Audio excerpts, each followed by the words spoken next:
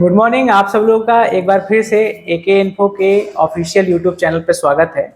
आज की वीडियो बहुत ही बेहतरीन होने वाली है, आप लास्ट तक देखिए। इसमें एक हम लोगों ने किया है, प्रॉब्लम एक्चुअली सॉल्व हो चुकी है। इसमें क्या है कि एक अवीटा का लैपटॉप है, जैसे आप इधर देख सकते होंगे। अवीटा का लैपटॉप है, लेटेस्ट लैपटॉप है, नई लैपटॉप आई है ये अवीटा ब्रांड की। अब इसमें क्या है, इसका मॉडल अगर नंबर अगर आप देखना चाहें तो यहाँ पर देख सकते हैं। ये देखिए अवीटा का ये मॉडल नंबर यहाँ पर लिखा हुआ है। अब इसमें सबसे पहले प्रॉब्लम ये थी कि नो डिस्प्ले का इशू था। जब ऑन करते थे तो डिस्प्ले नहीं आती थी। एक्चुअली इसकी स्क्रीन जो है, जो डिस्प्ले है वो आईपीएस पैनल है और चिपकी हुई है एकदम, बिल्कुल बॉर्डरलेस है। और इस तरह से जैसे मोबाइल का डिस्प्ले आता है उस तरह का है।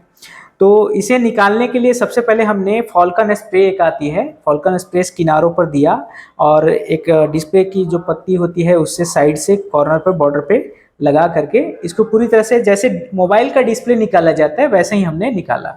तो इस तरीके से डिस्प्ले पूरी तरह से अलग हो जाता है। यहाँ पर ये पूरा देख सकते हैं, डिस्प्ले जो है बिल्कुल ओके था।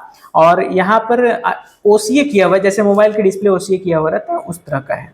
तो डिस्प्ले प्रॉपर तरीके से बाहर निकल नहीं सकता, ये इनबिल्ट है। जब हमने इसे चेक किया तो इसमें प्रॉब्लम क्या निकला कि यहाँ पर डाटा बन रहा था लेकिन बैकलाइट नहीं बन रहा था। ये प्रॉब्लम थी। हम अभी आपको ऑन करके दिखा देते हैं। तो यहाँ पर हम सबसे पहले सप्लाई देते हैं और सप्लाई दे करके इसे ऑन करते हैं। ऑन करेंगे और अभी आप स्क्रीन पे देखिए, ये देखिए पूरी तरह से इसे बना दिया गया है। बैकलाइट का इश्यू था, फिलहाल ये बन गया है। ये इसी तरह से कंटेंट आता था लेकिन किसी भी तरह का लाइट नहीं जलता था स्क्रीन के ऊपर, बैकलाइट इशू था।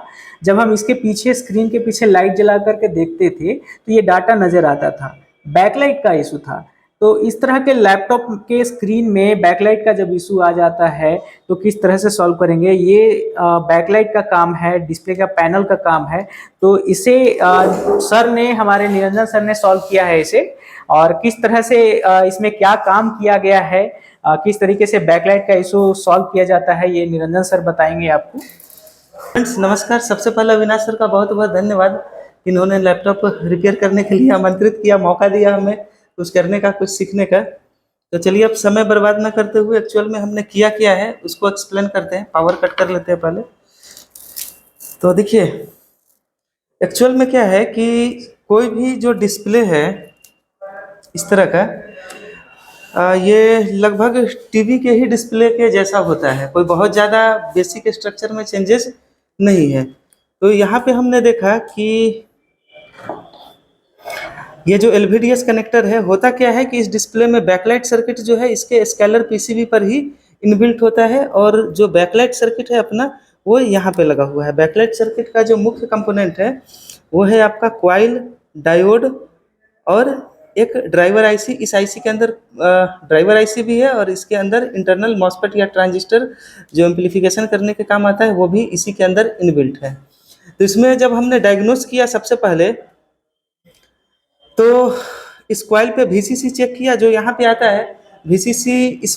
इस वाले लैपटॉप में 8 वोल्ट आ रहा था। 8 वोल्ट इसलिए आ रहा था क्योंकि इसका जो बैटरी है ये खुद 8 वोल्ट का है ना। तो एडेप्टर चूंकि आप 19 वोल्ट का लगाते हैं तो किसी किसी सेट में 19 वोल्ट आ सकता है, लेकिन आमतौर पर जो बैटरी का वोल्टेज होता है Vbat, वही बैकलाइट सर्किट में एज ए VCC जाता है यहाँ पे। तो यहाँ पे हमने देखा तो कॉइल पे VCC ओके था, ठीक है। अब दूसरा चीज जो चेक होता है वो होता है इनेबल सप्लाई और फिर PWM सिग्नल। तो इस आईसी के का जो इनेबल पिन है, नंबर के अनुसार हमने चेक किया तो पाया कि इनेबल पिन 15 नंबर, 15 नंबर जो है, 15 नंबर पिन, एक नंबर यहाँ से शुरू हो रहा है। 16 पिन का कुल आईसी है, 15 नंबर पिन इनेबल पिन है। तो इनेबल पिन पे कितना वोल्टेज था, 3.16 के आसपास, यानी इनेबल वोल्ट मिल रहे थे। फिर अब बारी आती है PWM पे चेक करने का। तो PWM जो था वो 11 नंबर पिन था। 11 नंबर पे चेक किया हमने तो PWM सप्लाई भी मिल रहे थे 3.3 वोल्ट के आसपास। हालांकि वो पूरी तरह से सप्लाई नहीं होता है, उसमें सिग्नल भी होता है। तो मेरा मानना है कि अगर सप्लाई आ रहा है तो निश्चित रूप से सिग्नल भी आ ही रहा है, क्योंकि जब तक सिग्नल नहीं आएगा तब तक फिर वहां से वोल्टेज भी रिलीज नहीं करेगा सर्किट। तो इस प्रकार इसका जो इनपुट रिक्वायरमेंट था वो सब कुछ पूरा हो रहा था। अब हमारा संदेह जो है वो जा रहा था इसके अंदर जो स्ट्रिप लगा होता है बैकलाइट के लिए पतला सा, उस पे जा रहा था। लेकिन एक बार फिर से सर्किट को श्योर करना था, तो उसके लिए हमने क्या किया कि मल्टीमीटर को पहले से इसके पॉजिटिव टर्मिनल पे टच करके रखा और फिर लैपटॉप को ऑन किया तो हमने पाया कि लगभग 23 वोल्ट आके वापस चला जा रहा था। बस फिर क्या था, इसका मतलब कि ये सर्किट आपका वर्क कर रहा है। और इसके बावजूद भी अगर लाइट नहीं जल रहा है तो जाहिर सी बात है कि आपके एलईडी स्ट्रिप में फॉल्ट है। तो क्या किया हमने, ये आप देख रहे हैं कि यहाँ पे जंपर लगा हुआ है। फ्रेंड्स देखिए, दिख तो बहुत छोटा सा रहा है, लेकिन कई बार छोटा सा बेसिक फॉल्ट ही बनाने में लोग परेशान हो जाते हैं अगर प्रॉपर जानकारी ना हो तो इस प्रकार हमने पूरा वेरीफाई कर लिया कि इसका जो बैकलाइट सर्किट है वो ठीक ठाक है, बूस्ट वोल्टेज दे रहा है। और स्टेबल कब होगा, जब इस पे लोड पड़ेगा तभी स्टेबल होता है। स्टेबल नहीं हो रहा था इसका मतलब ये है कि लोड नहीं पड़ रहा था इस पे। तो हमने इसको कट किया जर के पास से, और कट करने के बाद ये देखिए चेक किया एलईडी टेस्टर से, तो आगे जो है लाइट जल रहा था। उसके बाद हमने क्या किया कि जंपर करके इसका ट्रैक मिला दिया। अब इसका रिजल्ट आपके सामने है, लाइट ये जल रहा है। तो इस तरह का जो बैकलाइट सर्किट है फ्रेंड्स, ये कॉमन बैकलाइट सर्किट है। ऐसा ही बैकलाइट सर्किट आपके टीवी में भी यूज होता है। एलईडी टीवी में काफ़ी कुछ मिलता जुलता मोबाइल में भी यूज होता है। तरीका अपना काम आया और फाइनली ये बन गया।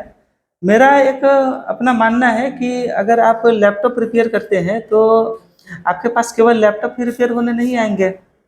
अच्छा, आप अगर लैपटॉप रिपेयर करते हैं तो मदरबोर्ड के फॉल्ट के साथ साथ डिस्प्ले का भी फॉल्ट आएगा, बैकलाइट का भी फॉल्ट आएगा। तो वहाँ पे टीवी रिपेयरिंग वाले नॉलेज की ज़रूरत पड़ेगी आपको। आप लैपटॉप रिपेयर करते हैं तो आपके यहाँ मॉनिटर भी रिपेयर होने के लिए आएंगे।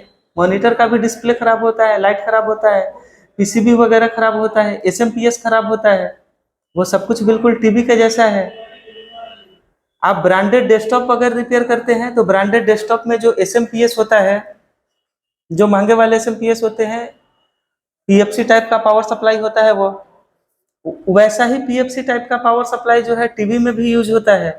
तो ये 3-4 उदाहरण ही नहीं, बहुत सारे ऐसे उदाहरण हैं कि आप पाएंगे कि काफ़ी कुछ जो है सिमिलरिटी है, आपस में सामंजस्य है एक दूसरे फील्ड में, टीवी रिपेयरिंग में भी और लैपटॉप रिपेयरिंग में भी। तो अगर आप लैपटॉप रिपेयर करते हैं तो कोशिश करें कि टीवी रिपेयर भी सीख ले, तो मेरा मानना है कि आपका काम और आसान हो जाएगा, जैसा कि अभी वाले केस में हुआ। आई होप फ्रेंड्स आपको ये जानकारी पसंद आई होगी। अगर आपको हमारा वीडियो पसंद आता है तो वीडियो को लाइक ज़रूर करें, चैनल को भी सब्सक्राइब करें, और आपके जो सर्किल है, जो फ्रेंड सर्किल है, जो टेक्निकल पर्सन है, उन तक भी इस वीडियो को पहुंचाएं। मिलते हैं नेक्स्ट वीडियो में किसी नए टॉपिक के साथ। Thank you.